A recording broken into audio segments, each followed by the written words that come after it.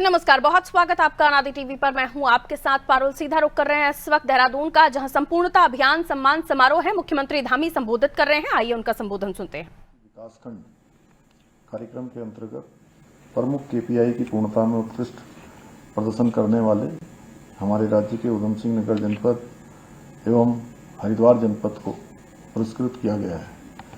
वहीं गदरपुर, मोरी और स्यालदे विकास खंडों ने भी विभिन्न सूचकांकों में उल्लेखनीय उपलब्धियां प्राप्त करके हमारे प्रदेश का नाम पूरे देश में ऊंचा किया है। मैं इस अवसर पर सम्मानित होने वाले सभी आकांक्षी जनपदों एवं विकासखंड के सभी अधिकारियों को, कर्मचारियों को और उनकी पूरी टीम को हृदय से सबको बधाई देता हूँ, शुभकामनाएं देता हूँ।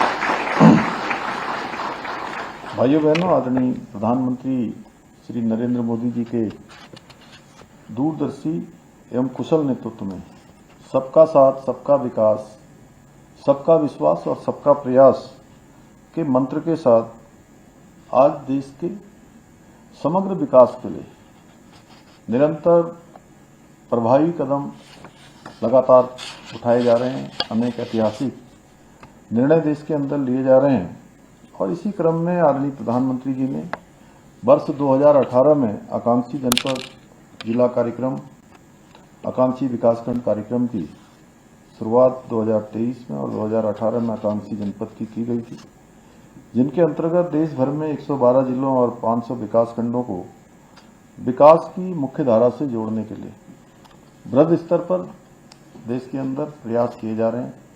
अनेक कार्यक्रम चलाए जा रहे हैं, जिसके अंतर्गत स्वास्थ्य, शिक्षा, इंफ्रास्ट्रक्चर, पोषण, कृषि, सामाजिक विकास और वित्तीय समावेशन जैसे महत्वपूर्ण क्षेत्रों में सुधार अभूतपूर्व से किए जा रहे हैं।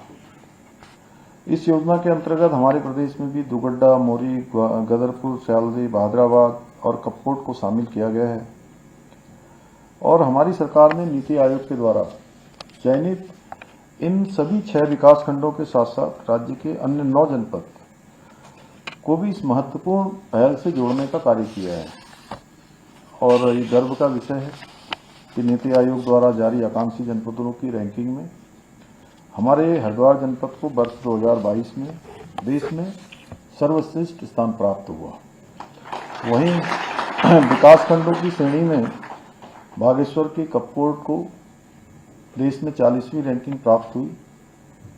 भाइयों बहनों, आदरणीय प्रधानमंत्री श्री नरेंद्र मोदी जी के नेतृत्व और मार्गदर्शन में हमारी सरकार भी सरलीकरण, समाधान, निस्तारण और संतुष्टि के मंत्र के साथ राज्य के विकास और समृद्धि के लिए निरंतर प्रयास भी कर रही है, निरंतर कार्य भी कर रही है।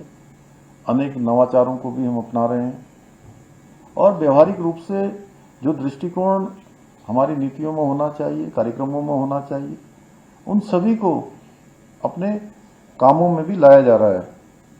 जहां एक और शिक्षा, स्वास्थ्य, सड़क, खेल, पेयजल और हवाई कनेक्टिविटी जैसे सभी प्रमुख क्षेत्रों में इंफ्रास्ट्रक्चर को मजबूत करने के लिए लगातार प्रयास किया जा रहा है।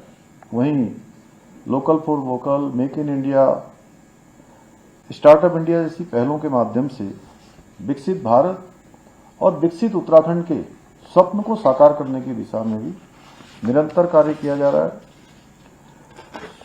हमारी सरकार प्रदेश में औद्योगिक विकास को प्रोत्साहित करने के लिए भी निरंतर कार्य कर रही है और इसी को ध्यान में रखते हुए वर्ष 2023 में दिसंबर माह में यहीं देहरादून में इन्वेस्टर ग्लोबल समिट का आयोजन किया गया था और इस ग्लोबल समिट में हम सबके लिए एक बड़ा अच्छा अनुभव ये रहा कि जब कभी भी समिट होती थी तो समिट के बारे में एक धारणा बन गई थी कि समिट होती है, लोग आते हैं, एमओयू साइन करते हैं, लेकिन धरातल पर कुछ उतरता नहीं। जब हम समिट कर रहे थे तो मैंने माननीय राज्यपाल महोदय से उनका परामर्श लेने के लिए मैं उनके पास गया था, तो उन्होंने कहा कि आपकी क्या अपेक्षा है। तो मैंने उनको कहा कि हम सोच रहे हैं कि 2-2.5 लाख करोड़ रुपए का MOU हो जाएगा। तो मेरा भी पहला अनुभव था, आप सबको तो पता है, जब मैं मुख्यमंत्री के रूप में इस जिम्मेदारी पर आया तो बहुत अनुभव नहीं था मेरे पास। कभी गणेश जोशी जी की तरह मंत्रिपरिषद में भी नहीं रहा था मैं। तो मैंने ऐसे ही कहा उनसे, मैंने कहा 2-2.5 लाख करोड़ का हो जाएगा जी तो बहुत हो जाएगा। तो उन्होंने भी कहा कि हाँ 2-2.5 लाख करोड़ हो जाए तो अच्छा है, बहुत अच्छा रहेगा। उसके बाद हमने प्रत्येक बड़े शहर में देश के और दुनिया के भी कुछ शहरों में, और मुझे पहली बार लंदन भी जाने का अवसर मिला इसमें, पहली बार ही दुबई भी गया, पहली बार मैं अबू धाबी भी गया। बहुत सारे ऐसे स्थान हैं जिसमें मैं पहली बार गया, और ये मेरे साथ बड़ा संयोग भी है कि सब पहली बार ही होता है।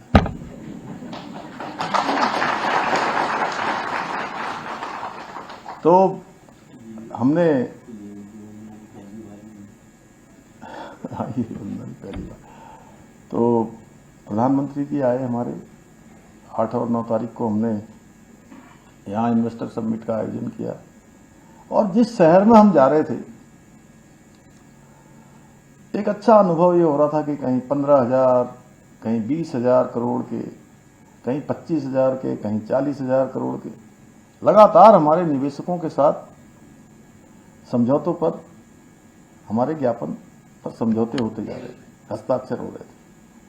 और ऐसा करते करते करते लोग कहते थे कि जिस दिन सबमिट होती है उस दिन जो है सारे लोग एक साथ हस्ताक्षर करते हैं और फॉर्मेलिटी पूरी करके चले जाते हैं। सच बताऊं तो हमको कोई फॉर्मेलिटी करने की जरूरत नहीं पड़ी, और जिस दिन सबमिट का प्रधानमंत्री जी ने यहाँ पर शुभारंभ किया उस दिन तक हमारे 3,56,000 करोड़ के हमारे समझौतों के शेयर ज्ञापन हमारे संपन्न हो गए। चलिए जी, इतने से भी बात